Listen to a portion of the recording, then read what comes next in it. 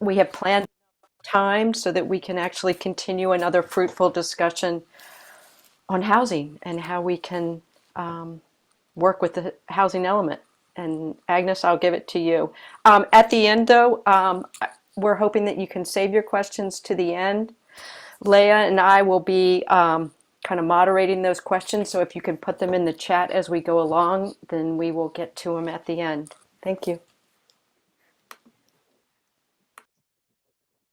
Thanks, Angela. So tonight we're going to have Chuck, who co-chairs the Housing Element Committee, along with myself, give an introduction for Ryan Dyson, who is one of our city staff that we've been working with and who will be presenting this evening. So I'd like to introduce Ryan.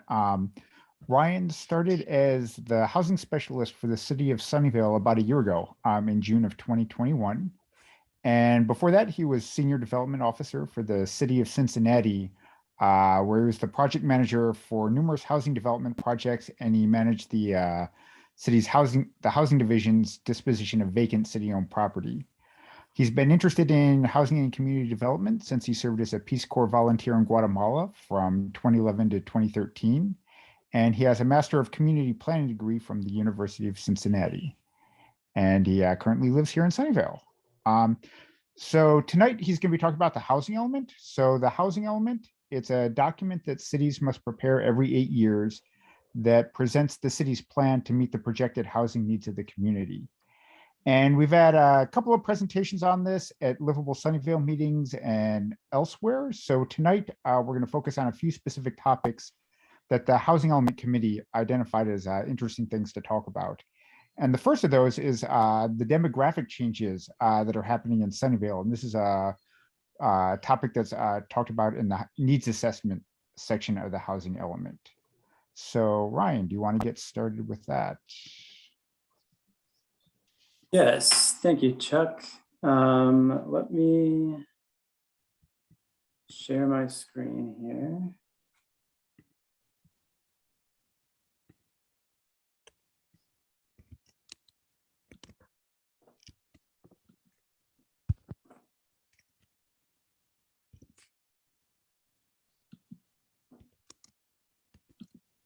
Okay, can everybody see the presentation? Mm-hmm. Great. So yeah, thank you for the intro, Chuck. That biography seems like such a long time ago, but appreciate that. Good evening, everyone. My name is Ryan Dyson. I'm the housing specialist with the city of Sunnyvale. Tonight, we're going to talk through the housing element update for 2023-2031. And try to hit on some important topics and some questions that have come up in our recent meetings as well. As you probably are aware, the housing element is currently in public draft form. It was published on May 6th and is available on our website. It's a large and very dense document. It's over 400 pages. So we're going to try to boil it down as much as possible and hit on those key topics that we've seen most of our questions kind of focus on recently. And then we'll have time for Q&A after this presentation. So we'll get started with, as Chuck said, the housing needs assessment. And the housing needs assessment is chapter 3 of the housing element. It's a broad demographic overview of the city. And I'll discuss some of the key findings here related to population growth, homelessness, age and tenure, or whether households own or rent their homes. So Sunnyvale has grown significantly over the past decades, and we expect that this trend will continue into the future. Right now, Sunnyvale is the second largest city in the county. It's expected to hold firm in that status through these projections from 2020 to 2040. And is actually expected to increase its population by 48% from 2020 to 2040, which is an increase of roughly 70,000 residents. These projections come from the Association of Bay Area Governments, which is the regional council of governments in the Bay Area. And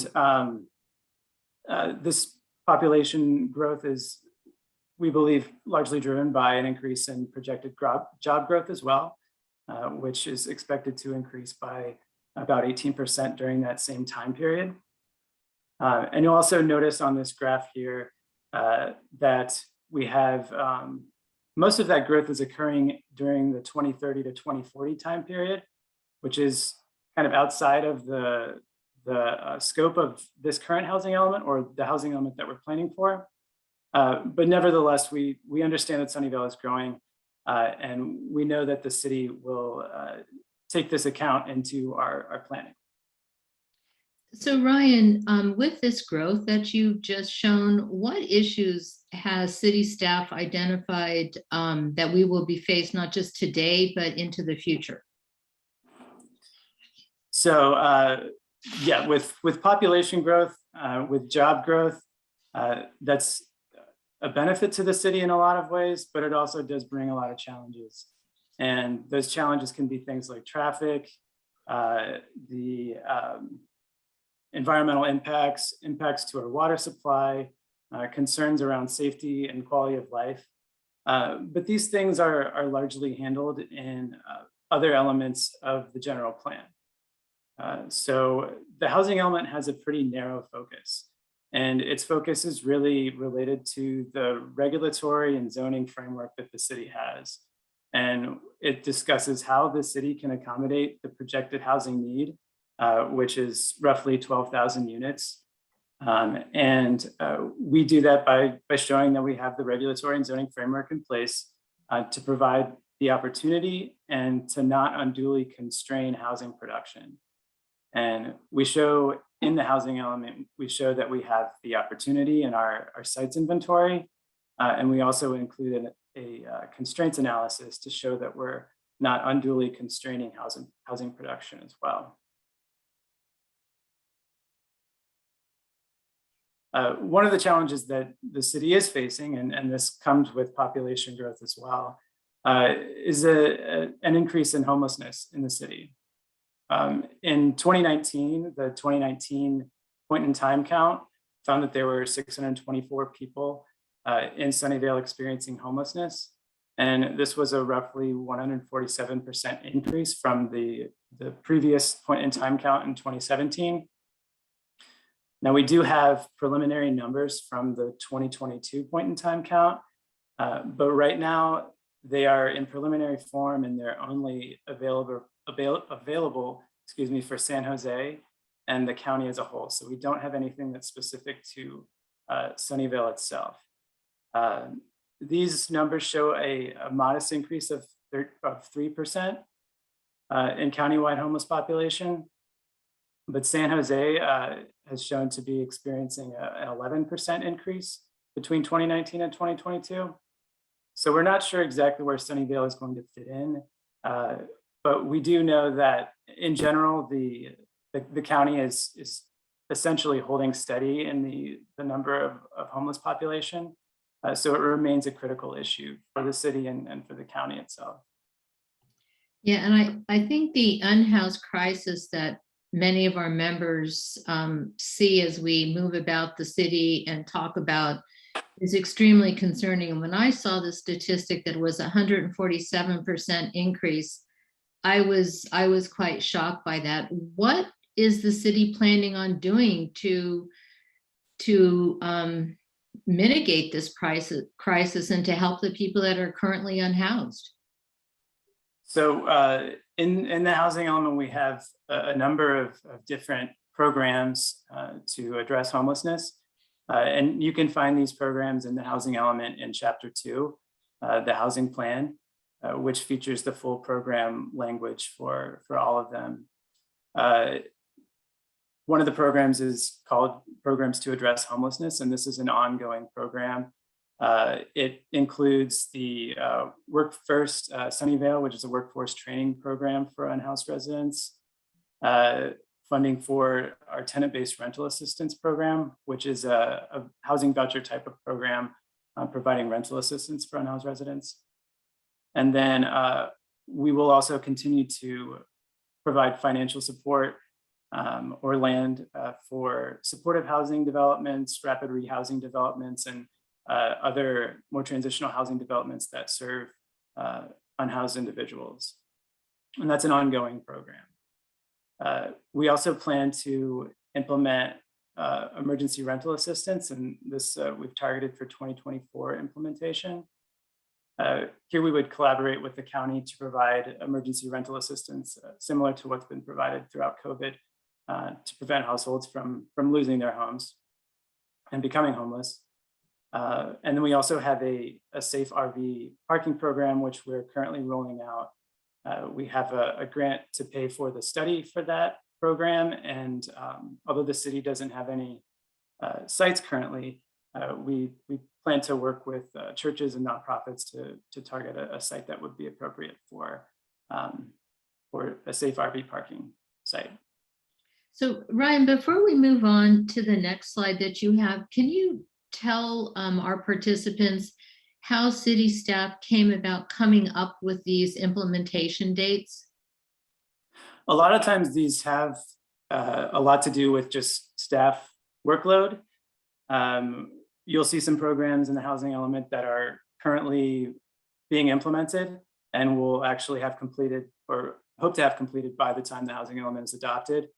And much of this has come through the housing strategy, the 2020 housing strategy, where we've started work on a lot of these programs, but are still just haven't had staff capacity to get through everything yet, or we haven't had the funding to pay for a study per se for that safe RV parking program.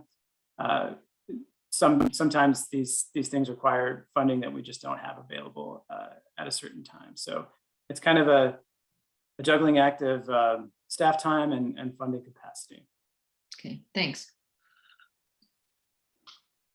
So I'll move on to age, which is another key finding in our housing needs assessment.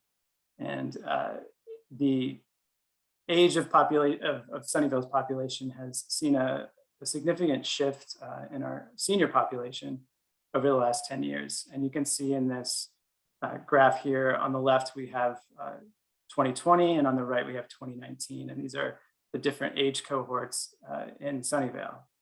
Sunnyvale has seen about an 11% increase in population overall, but we've seen a 22% increase in our population of folks aged 65 and up, which is about, I think, 3,000 or so residents. And we can also see a significant increase in people in the age group of 25 to 44, where that age cohort has grown by 16% compared to the 11% average. And this is not to say that Sunnyvale is necessarily seeing an influx of seniors. We suspect that this is probably due to just people aging into this category. But still, it presents some unique challenges that the city needs to respond to from a housing perspective. Would you assume a possible factor would be the fact that people that are in the 25 to 44 age category or the 15 to 24 can't afford to find housing within the city, which is why the percentage of older people is going up and the percentage of younger people versus the percentage of younger people? Yeah, something like that could have an effect on the different age groups you see here. The data doesn't provide us that much detail on whether people are moving in, although we would expect that potentially people in the 25 to 44 age group category are moving in, but it's difficult to say. So Ryan, when you think about the increase in number of people 65 and older, there's been a lot of talk about helping individuals age in place. What are we looking at as a city to allow that to happen, since there seems to be, and I have to put myself in this category, a number of us? Yes, so the city does have a number of programs, many of which are currently in place and will be ongoing to address different concerns around aging in place, aging in Sunnyvale. And we kind of tackle it from two different perspectives, helping people stay in their homes and also providing different housing options for people that are looking to downsize into something that might be more manageable. So providing senior housing, for instance. We have our programs here. Again, you can find these in chapter 2. The H9 Home Improvement Program, this has been a long-running program, which is providing funds for minor rehab and other minor improvements to people's homes. And it's a program that's available for lower income residents, but one that is often used with seniors. So that will remain in place and hopefully expand in this housing element cycle. H26 is funding for accessibility improvements. This is a more targeted grant, the Home Access Grant, that provides accessibility improvements. So things like wheelchair ramps, lifts, like you see in the picture, or grab bars and things of that nature in people's homes. And that's a grant that provides that funding. So both of those programs are ongoing. And we also plan to use city funding to create new age-friendly housing. So this would be the city promoting the development of more senior housing projects through financial or land assistance. And then finally, Age in Place. This program is associated with the first 2 programs as well, but this would be an expansion of the Home Improvement Program and Home Access Grant, where we would really be trying to target our outreach to seniors and also streamline those repairs that are common for Age in Place sorts of things. So like the ramps or lifts or grab bars, make that permitting process a little more streamlined and easier to follow for people that are looking for that kind of improvement to their home. And next I'll discuss tenure, which is our home ownership rate in the city. And in Sunnyvale, there's been a fairly recent shift here with home ownership rate declining from 48% in 2000 to 45% in 2019. And this is likely due to the fact that most of the development of the residential development in the city has been rental housing recently. So as a result, our homeownership rate is below average for the county and the region, which is at 56%. I would suspect that this trend would continue. We typically permit and create more rental housing than homeownership housing at this point in time. So as you showed in a previous slide, and Leah brought up a question about it, our second fastest growing age group is between 25 and 44. When I was reading the housing element, I noticed that this group comprises 75% of Sunnyvale's renters, and approximately 1/3 of renters are paying more than 30% of their gross income on rent, and consequently are considered to be cost burden or living in unaffordable housing. Because of the lack of affordable housing as a chief contributing factor to homelessness, what are we doing about keeping our rents affordable? Yeah, so we have a number of programs, again, to address this, and this is a critical need for the city as well. We have quite a few affordable rental programs. Most of these, again, are ongoing. We'd be looking to really expand them or study them to see if expansion is needed. You are all familiar with the BMR housing program. This is our current inclusionary zoning program, which requires that housing developments set aside that 15% of units for lower incomes for rental units, and then 15% as moderate for home ownership. And this program also includes language to explore increases to the BMR rate. H5 is our affordable housing development assistance, and this is financing and regulatory incentives to create more of the 100% affordable housing developments. H10 and H11, both ongoing as well. These are somewhat similar, multifamily rental property rehabilitation and preservation of government assisted housing. And so these would be providing financial or other incentives to preserve rental housing that's already affordable, whether they're BMR units that are about to expire or 100% affordable housing that is in need of rehab. And then finally, H6 is new funding mechanisms for affordable housing, which we plan to implement in 2024. This would provide that the city look at new sources of funding for the creation of affordable housing. Right now, we have Housing Mitigation Fund that provides much of the funding for those 100% affordable projects. This would, the city would look at new sources of funding. So we look at things like different taxes, financing districts, and other financing tools that could create more funding to help the city subsidize these 100% affordable developments. And these affordable developments, the 100% affordable developments, are really where we're seeing a lot of those, the deep lower income units as well.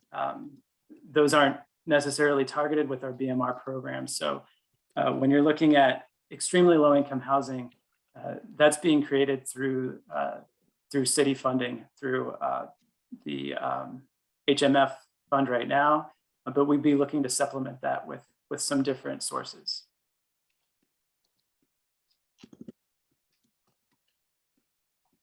So I think you may have another question, Agnes. Actually, I don't think I have another question on this one.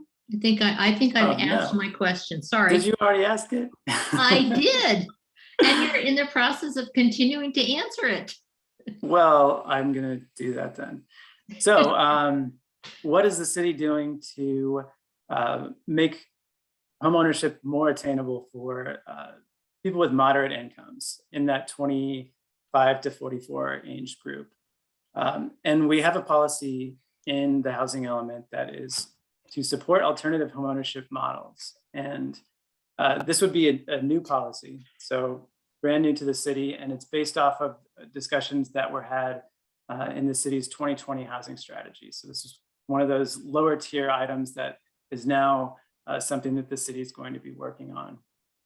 And just to give a little more clarity onto what we're looking at with this policy would be that broadly speaking, the city would support alternative homeownership models, which are essentially shared equity programs. And a few examples of those are community land trusts, where land is owned by nonprofits and then leased to the homeowner. And this reduces the cost of the home, and the increased property values are then shared by the homeowner and the land trust. And another example of this is a housing cooperative where the co-op owns the land and the property. Residents don't own the land or the property, but they are shareholders in the cooperative. So they share in the equity that's built through that cooperative.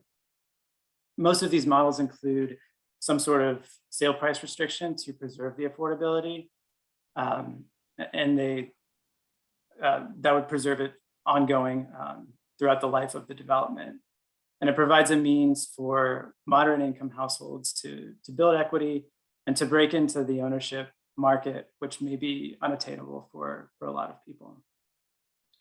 You know, actually, Ryan, my apologies. You're right. I should have asked you the question about what are we doing to move individuals from living in rental situations to home ownership situations. So my apologies, but see, you answered it. Wow, I saw it coming. Thank you.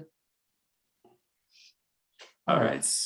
Oh, go ahead, Chuck. Yeah, go ahead. I was just gonna say, yeah, so next we'd like to move on to the sites inventory. So we've talked about kind of how the population is gonna grow, but the sites inventory is the part of the housing element that says, where is all this housing gonna be built? And how are we gonna accommodate all of this population growth? Yeah, so can you talk about a little bit about what Sunnyvale's vision is like over the next 8 years? What is Sunnyvale gonna look like as all of these new residents come in and we build out the housing?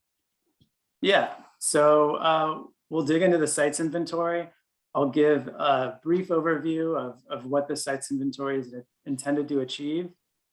This is possibly the most exciting part of the housing element. It seems to be the part that most people are interested in.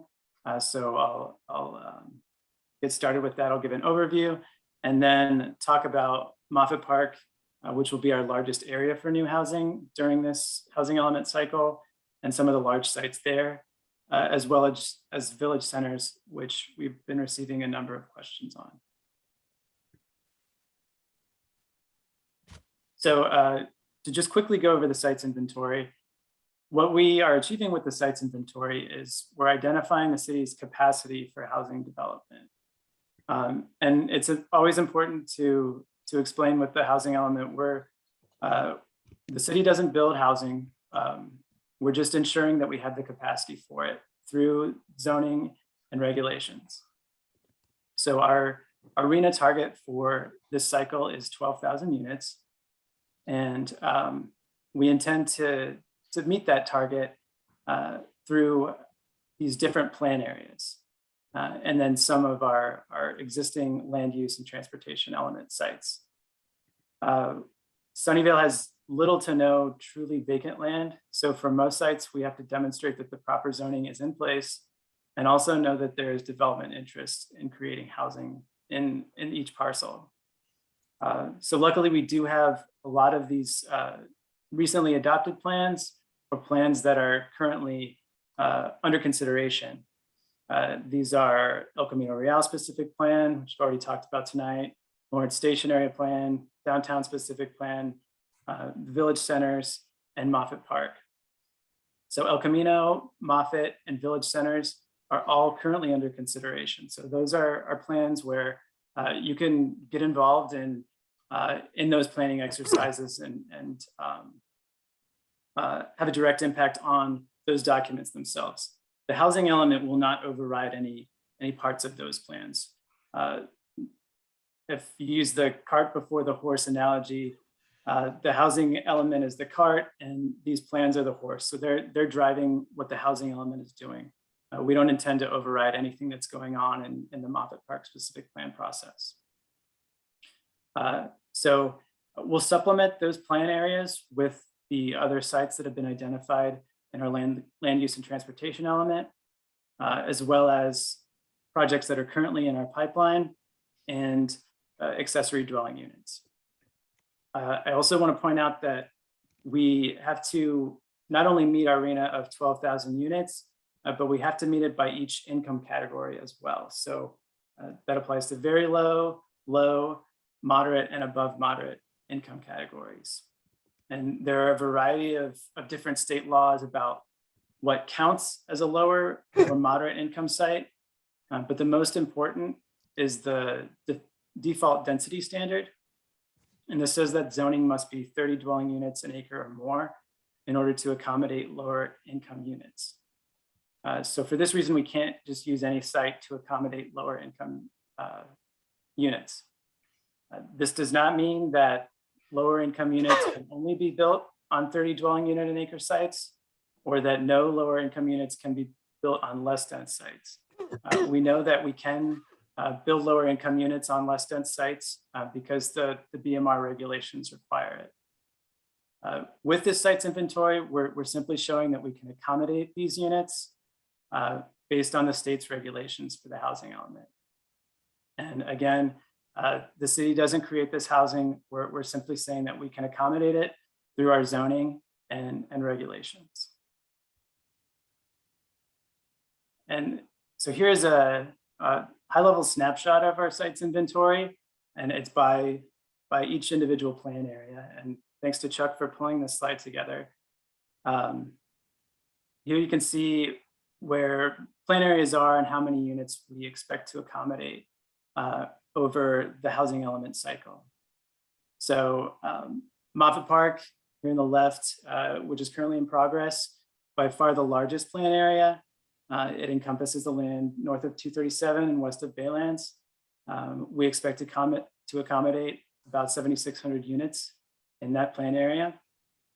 Downtown specific plan, which encompasses the downtown area south to Olive and then north to Caltrain line. We expect to accommodate another roughly 1,200 units there. El Camino Real which follows the El Camino Real corridor, will accommodate another 2,000. Lawrence Station, which is on the right there, we expect that plan area to accommodate another 2,000. And then other sites in our land use and transportation elements, which are kind of sprinkled throughout the city outside of those specific areas, those will yield about 1,000. And then accessory dwelling units, we are conservatively forecasting at about 170 units. And then finally, village centers, which I'll discuss more about later, will accommodate 900 units.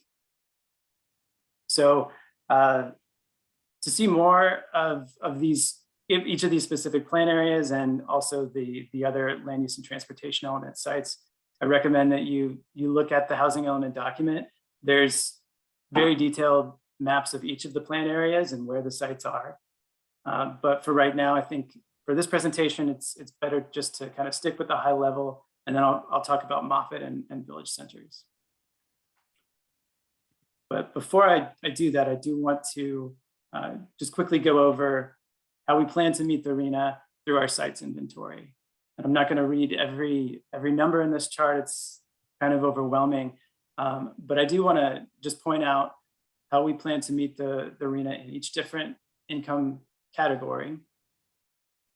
And then also that we do have a surplus that is built in to our sites inventory.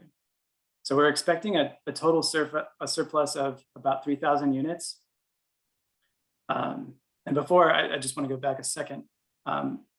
Some of these numbers will look lower than the previous slide, and that's because this chart includes planned and approved projects. So the pipeline projects, these are included separately, where they were included with the specific plan areas on the previous slide.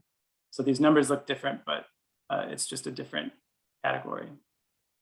And if you would like to know more about those planned and approved projects, there's a chart in the housing element as well with that information on it. It's table 5-2. So yes, at the bottom here, you can see that we do have a surplus of around 3,000 units. And this is very important because we will use this surplus to help us accommodate our lower income capacity throughout the planning period. We are expecting to accommodate roughly 60% of our 60% of our lower income capacity on higher density sites. And we know that we won't be able to actually build 60% low income sites in these areas. But this is a state regulation where we're allowed to count these higher density sites as lower income. And we've conservatively estimated at 60% for those sites. So as those sites get built up, we know that a lot of those units will be above mod or moderate income. And so as those units are built, we'll track those for each of our annual progress reports for HCD, and we'll continue to use the capacity in those sites for lower income units. So that surplus there will be filled in with the lower income units. And that's something that we'll be beginning with this upcoming cycle. Currently, when we do our annual progress reports for HCD, we only count deed restricted units and their respective income categories. And then we lump everything else with the above moderate income category. So in the future, we're going to be looking at the rents for each specific development and categorizing them accordingly. So as we do build more above moderate income units, we'll be able to track those and know where else in our sites inventory we can use for lower income capacity. And that 3,000 surplus helps us meet that going forward throughout the planning period. So I hope that makes sense, but I'll explain it again at some point. We'll move on to Moffett Park, which is the plan area that will help us accommodate most of our units in the housing element. And Moffett Park has a capacity for this housing element of about 7,600 units. We've listed about 4,500 of those as lower income units. Like I said, we we're counting 60% of its capacity as lower income right now. And here you can see the most recent land use map for the Moffett Park specific plan, which is currently in process, and I encourage you all to get involved with. And so we're working closely with the Moffett Park specific plan team.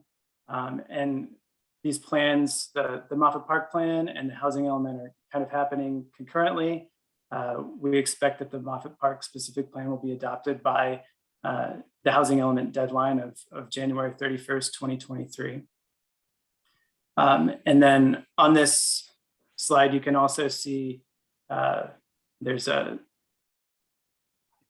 couple sites that are highlighted with green stars. And these show where we're expecting to have the largest sites to accommodate the most units in the plan and throughout the housing element.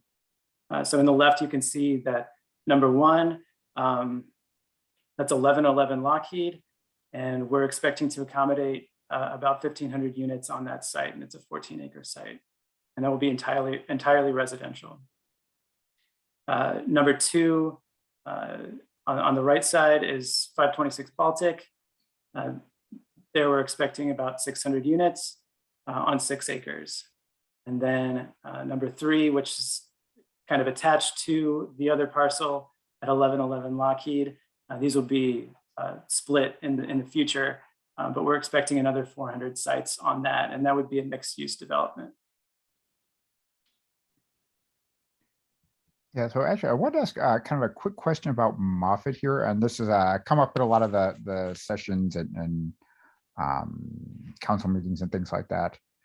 So you had mentioned, like, for Moffett here, you're assuming 60% of these units are going to be low, fall into the lower income category. But most of the projects that we've seen, like downtown and in Lawrence, are usually get built out at like 15 to 20% rather than having 60% of them be lower income. Can you talk about kind of why the city is making this 60% assumption?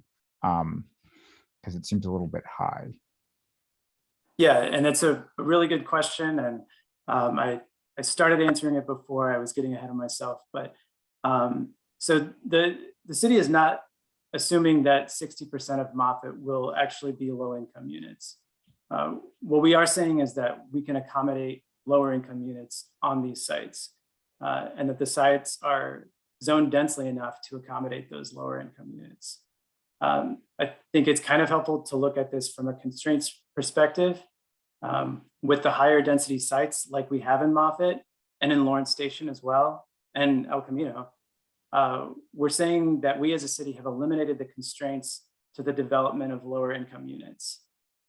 In the end, we rely on developers to actually build those units, but we as a city are saying that we put the zoning in place that would be more conducive to lower income developments. And like I said, this is not unique to Moffett Park. The other higher density sites, we are assuming a 60%, that 60% will accommodate lower incomes, and then 15% will meet moderate, and then 25% will meet above moderate. Moffett is a little bit different, but that has to do with another state regulation around moderate incomes. The state does allow 100% of these higher density units. So as long as you meet that default density standard of 30 dwelling units per acre, you can count 100% of those units in your RHNA towards the lower income.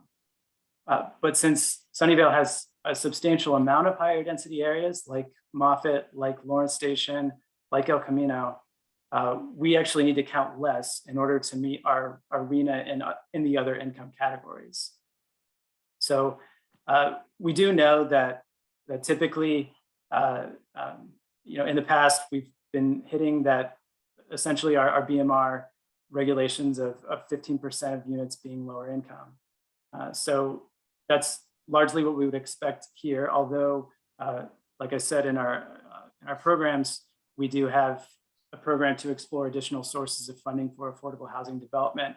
And hopefully we can have more 100% affordable developments in Moffett Park.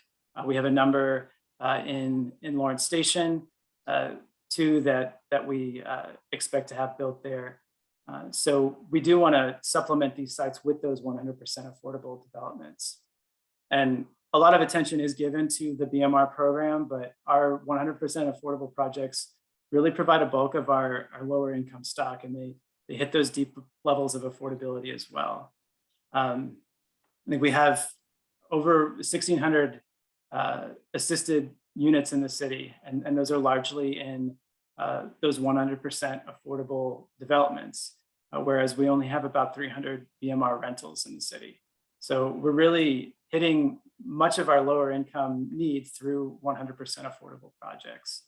And last year alone, we 300 lower income units received entitlements, 90 lower income units pulled their permits. So as a city, we are really trying to support more 100% affordable housing developments in these plan areas. And I know that there's interest in Moffett Park to achieve that as well.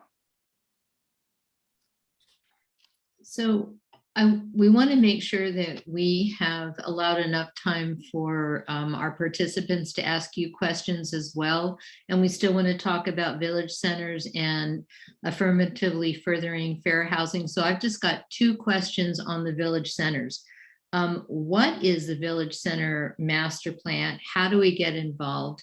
And the other question is, it indicates that we're going to be building 18 units per acre. How is that number decided on, and how can we increase it? All right, so yes, let's talk village centers. So these are planning areas that are scattered throughout the city. I have them listed here on the map. I won't read each of them off, but they are areas that are designated at certain crossroads. And we'll be using them to accommodate a total of 905 units for the housing element. They were designated in the land use and transportation element in 2017 and are located at these different neighborhood crossroads. Most of these are currently some type of strip mall type of development. But the village center zoning would reimagine them as more of a mixed use crossroads. That's supposed to be pedestrian oriented and also compatible with the surrounding typically lower density residential uses. And that's where the 18 dwelling units an acre originated from, was an attempt to find a density that's compatible with the uses that are surrounding these sites. There was a question about minimum density on these sites. And although I don't know that a minimum density is being discussed in the village center's master plan, which is going on right now, and I'll discuss a little bit more, we do have a policy in the housing element that would require at least 75% of the max zoning to be developed, and that would come out to 13.5 dwelling units per acre for the village centers, the way that they're currently zoned. State density bonus would still apply, so higher densities could be achieved there, and our BMR requirement would also still apply. So there will be some moderate or lower income units on these sites as well. The village center master plan is currently in process. If you want to get involved, there is a website, and I'll drop links in the chat at some point, but I'm kind of juggling different screens right now. So you can visit our webpage and find more information on the village center's master plan process. There are some workshop videos, existing conditions analysis, and there's a survey that is currently open. I apologize, I don't know when it closes, but there is a survey that is available for you to provide your opinions on the village centers. And if you have questions about them, you can contact the planning officer, Sean Mendrin, who is in charge of this master plan process. All right, so yes. I have some questions about arithmetic here that kind of tie into what you were just saying, Ryan. My name is Bill Hilton.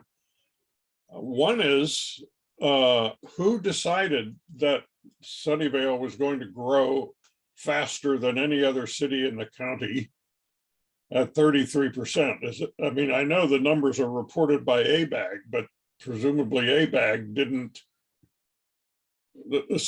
did the city have input into that number?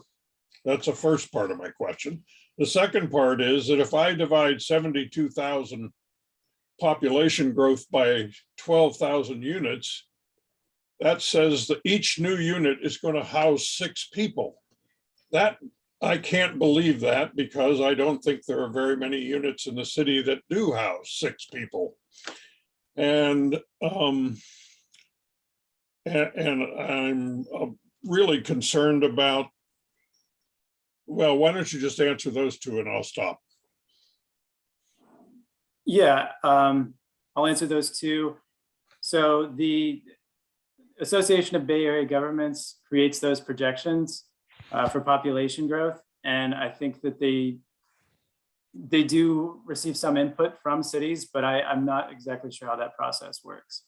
So they've targeted Sunnyvale, and San Jose is also getting a fairly large increase as well, or projected to have a fairly large increase as well.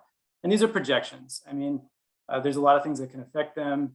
The stability of the economy, COVID, a lot of things can have an effect on these projections. So we want to, definitely take them into consideration, but it's not a sure thing that we'll actually see that kind of growth. But we do need to be prepared to plan for something like that. And then your second question, so the projections that are shown in the earlier slide, much of that growth was occurring during the 2030 to 2040 timeframe. And so we're not expecting it to grow by 70,000 units in the next 10 years or within the 8-year housing element cycle. So the housing needs allocation that we received also from ABAG was 12,000 units. And that's what we've been planning for this housing element cycle. For the next housing element cycle, it sounds like based on their projections, we will have a substantial increase in housing units as well. And just a Excuse me, can you hold your questions until we're finished, please? So that we can make sure that we get through the other topic that we've slated to talk about this evening. Well, I don't know what those other topics are, because according to the agenda, this is the last one. The topics within what we're talking about now, the housing element, we want to talk about affirmatively furthering fair housing, which is new to this cycle. And we want to make sure that we have time to get through this. So thank you. Right. So I will move on to affirmatively furthering fair housing and our assessment of fair housing, which is chapter 4 in your housing element. And this is a new requirement, as Agnes mentioned, in the housing element. And it requires cities and all jurisdictions to look at ways that we can affirmatively further fair housing, or AFFH for short. And I'll go on to explain what that means exactly, some findings from Sunnyvale, and some of our fair housing programs that are meant to address these fair housing findings. So affirmatively furthering fair housing, or AFFH, is a new requirement for this housing element cycle. And it's brought on by AB 686, which requires that cities analyze and look at ways that we can affirmatively further fair housing in our city and across the region. We need to do this with another dive into demographics, but with a much more geographic focus. So we look at disparities in housing needs across the city, access to opportunity, and different settlement patterns for protected populations. And those include analysis of race, familial status, disability, income, female-headed households, things like that are all analyzed in this fair housing analysis, or fair housing assessment, excuse me. The requirement also includes extensive inclusive outreach component, a fair housing assessment, which is chapter 4, which provides that demographic analysis. It looks at how our sites inventory to see how that affects affirmatively furthering fair housing. It identifies different contributing factors, which are also contained in Chapter 4, and provides some background of current patterns in the city. And then it includes policies and actions that will affirmatively further fair housing. So we need to be intentional about our policies and set goals to affirmatively further fair housing. One of the geographic analysis is the opportunity index, and I've got that shown here on this slide. There are others that also look at race, income, but this is one that kind of folds a lot of those different categories together to create an opportunity index. And this is created by TCAC, the Tax Credit Allocation Committee, and it measures different economic, environmental, education, and segregation measures to create an opportunity ranking that goes from low to highest.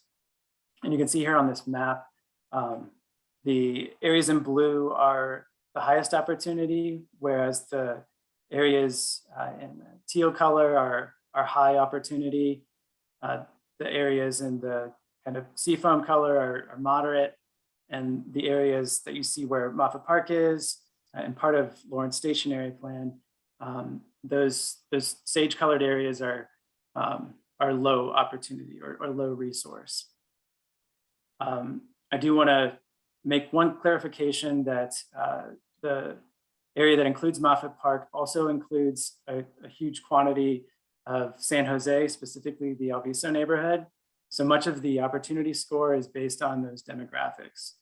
Really, the environmental scores would only be relevant to this opportunity score. And we would expect, as Moffett Park is built out, that this would be a new census tract and most likely multiple census tracts in the future. But for right now, no one actually lives, no Sunnyvale resident actually lives in that area, and no Sunnyvale resident lives in the area of Lawrence Station Plan that is currently categorized as low resource. But from the map, you can see that the higher opportunity areas are in southern Sunnyvale, where there is more educational opportunity. We have moderate resource areas north of the Caltrain line, and those low resource areas are classified as in the Moffett Park and part of the Lawrence Station Area Plan.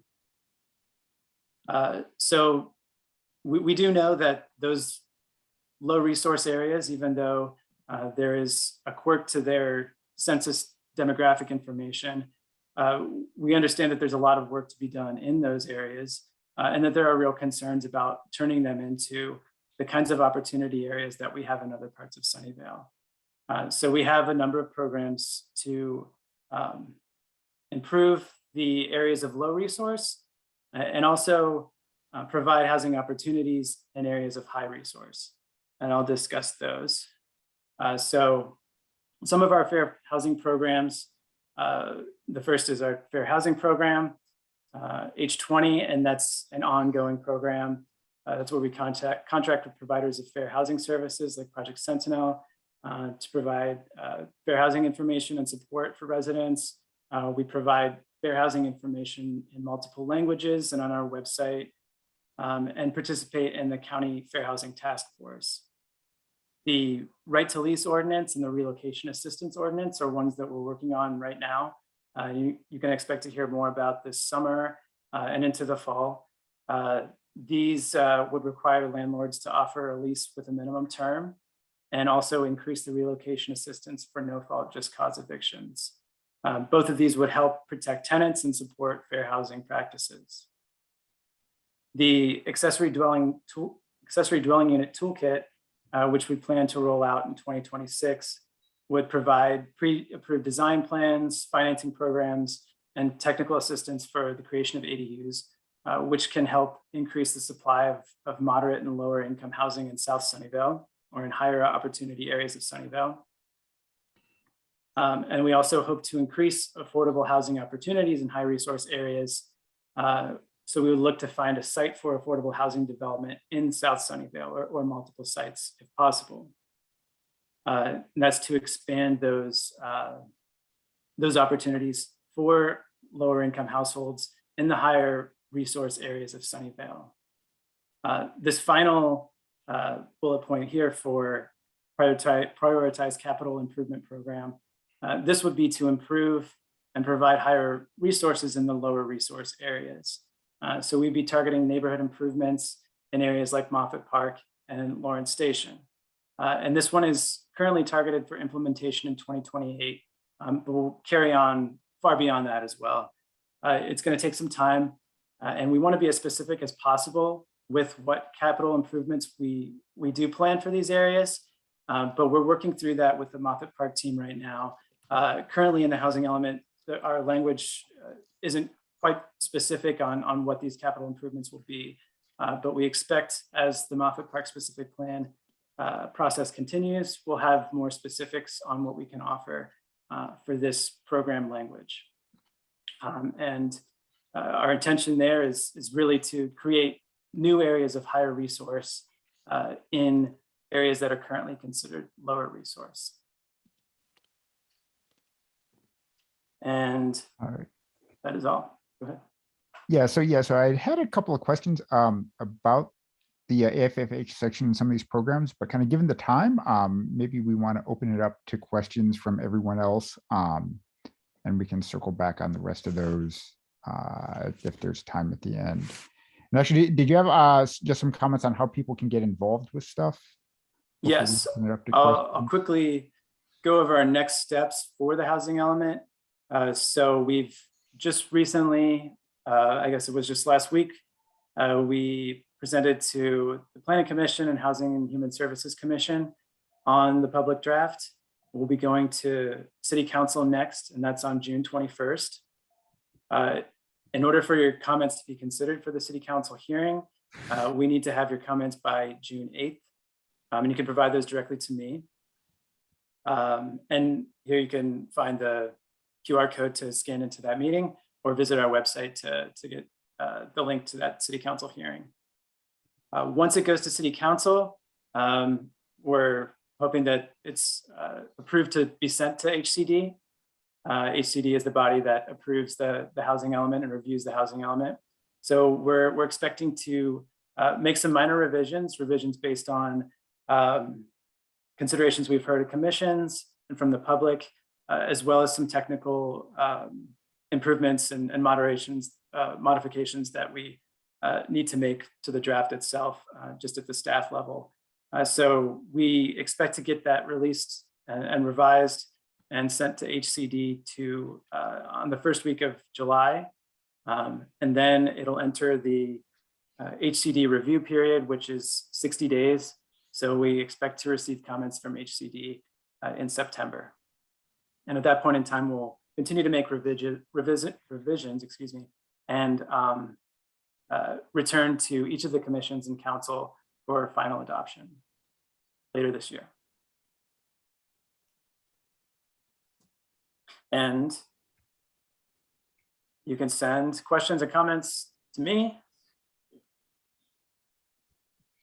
And I forgot to update our website information here because it has changed, I believe. But you can find more information on the housing element at our website, and I'll drop some links in the chat for everyone's resource. Beautiful. Thank you, Ryan and Agnes and Chuck, that was a lot of information and a lot of stuff. There is a question by, and I may mispronounce your name, Kalisha, about extremely low income. We know that folks who are extremely low income are really close to being unhoused. Are there any programs specifically for them to incentivize them not being unhoused? Yeah, we plan to work with the county to offer emergency rental assistance to lower income households, households that might need that emergency assistance to stay in their homes, that are on the verge of homelessness. So that's one of them. And then also we want to increase the supply of extremely low income housing through our 100% affordable projects. And those are where we can hit those deeper targets of affordability. So we want to make sure that we can help people stay in their homes and also create new opportunities for them to live here. Thank you. John Cortis's question is, the RENA are calculated based on job growth. Because Sunnyvale has strong job growth in its loot, it needs to show how it plans to allow developers to build the housing needed to support all those jobs. Can you speak to that? I don't know the specifics of how the RENA projection is calculated. I think that information is available on HCD's website or ABAG's website, perhaps both. But I believe that job projections are a big part of that. And this area is expected to see an increase of jobs, an 18% increase of jobs. So we're planning on housing increasing as part of that as well. And Axel says, why, and you touched on this, but maybe you could elaborate a little bit. Why did the city put most of their projects for low income in low opportunity areas? So these are the areas where we do have that default density standard of zoning, where we can meet the 30 dwelling units per acre. And as I said, a lot of the income characteristics in these areas are based on data from San Jose for Moffett Park, and then for Santa Clara for Lawrence Station. So there are no Sunnyvale residents in either of those plan areas right now. So we expect as those plans are adopted and as those plan areas are built out, we'll have more of a mix of incomes, and we'll also focus on increasing capital improvements in those areas to make them higher resource areas. Okay. Scott has a question. Thank you. And thanks, Ryan, for the great presentation. Early in the presentation, you were talking about part of the plan. It was one called H6, Find New Funding Sources. And I think it was about 3 years out. And really, my understanding is finding new funding sources is really the linchpin to getting results that are above 15, maybe 20% BMR housing. Why is it so far out? And, are there really some great ideas that we could implement to get the funding going earlier to get higher results on BMR? Yeah, I think that this would be a tough one to roll out and implement. We'd be looking at potentially a different kind of tax that the city doesn't currently have, or also being considered our tax financing districts that can help create a dedicated source of funding for affordable housing. So it will take a little bit of maneuvering through city council, a lot of studying as well to see what kind of taxes can be supported, or whether these infrastructure districts can be supported as well. So I think we've built in a little extra time there for those considerations, as well as staff and funding considerations. Are there any examples in nearby cities that we're looking at closely? I don't know of anything that we're looking at right now, but I can check in on that and see if we have any Thank you. best practices. Yep. Thank you. I'm scanning our group and I don't see any raised hands, though I may be missing someone.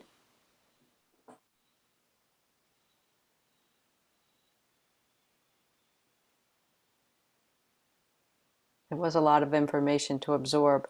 I will ask a question. So part of what we hear and when you talk to folks is that our building cost and our permit processing is a little bit higher than other areas. I know the permits and the fees on a county-wide are higher than other cities in the county. Do you know why it's higher? And is there something that we as a group maybe should look into, or?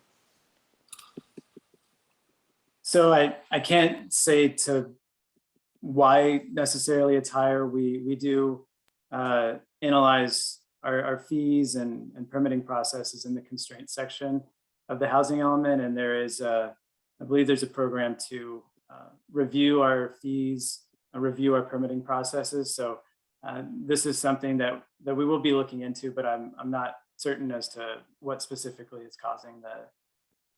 I think that actually our park dedication fees make up a good chunk of that increase. So And those are waived for affordable housing projects. I see Agnes has a question, then Colleen. Yeah, the question that I have is, program H25 requires landlords to provide relocation assistance when tenants are displaced. Can you talk about the current requirements for relocation assistance under SB 330 and what the proposed ordinance would do to expand these? Yes, so the current requirements for residential relocation, and this is for a no-fault just cause eviction. This is through the AB 1482 Rental Protections Act. That is also where the statewide rent control originates from. It would require that only specific units, you have to meet certain requirements in terms of, I think, the units have to be at least 15 years old. But the landlords would be required to provide 1 month's rent for a no-fault just cause eviction. The city would be looking to expand that, but right now we're getting a handle on what other jurisdictions are doing, and what we'll propose something later on in the year. Thank you. My question is not really directly to the scope of the program, but it kind of makes me sit uneasily to realize that most of our low-income housing is going to be in 100% low-income developments. I mean, from a balanced community point of view, it seems like low-income people should live as close as possible to be sprinkled throughout the community evenly. Has the city considered anything different? Like, let's say some of those housing mitigation funds could be made available as financing for private developers to increase their percentage of low income in their mostly upper moderate income levels, unit developments. Yeah, I think that's something that we would be definitely willing to support, more of a mixed income sort of project. We typically see, in the city, we do provide a good chunk of funding, but we're not providing a majority of the funding for these projects. So they're going through and getting tax credits, other state grants in order to develop these projects. And a lot of times those applications tend to favor the 100% affordable projects. So the city is providing the gap funding to fill in the missing piece of funding to make the project happen. We have a little bit of leverage there, but I think we'd be supportive of any project that did provide a mix of incomes. And a lot of times they do provide a mix of incomes in terms of moderate to extremely low. But that's not something that I've seen since I've been here, where we have a mix of above mod and lower, except in our BMR program. So in theory, your typical, what I consider market rate development could apply to these special tax credits and state financing, and they're most likely going to be denied. Is that what I'm hearing?